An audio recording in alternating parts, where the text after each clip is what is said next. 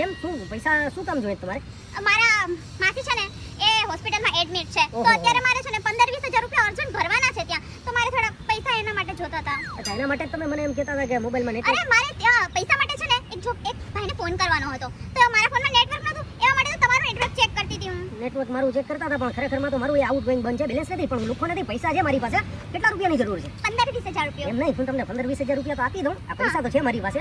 ઓલું જે તમે કહેતા હતા કે તમારા દાદાએ કંઈક સોનાના સિક્કા ભવનાથમાં ક્યાંક ગાળ્યા છે જંગલમાં ઝાડની નીચે, એમાંથી કંઈક એકાદ સિક્કો મારા જેવા વ્યક્તિને મળી જાય તો અમારી એ જિંદગી બની જાય.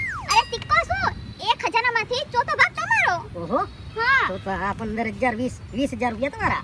Thank you. હાલો ભવનાથ જાય, હાલો સિક્કા કાઢતા અરે હાલો, ના, બેસી જાઓ. અત્યારે નહીં.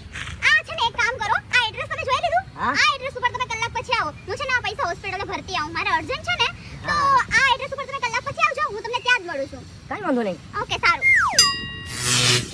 પછી છોકરી યાર સારા ઘરની લાગે છો યાર, વ્યવસ્થિત બિચારીના કોઈ રિલેટિવ છે દવાખાનામાં, કાંઈ વાંધો નહીં. કલાક પછી આપણે તો ભવનાથ જઈને માલામાલ થવાનું છે સોનાના સિક્કા લઈને. ત્યાં સુધી પૈસા પાણી વાણી પી લઈએ, કલાક પછી ભવનાથ ગયા જાઉં.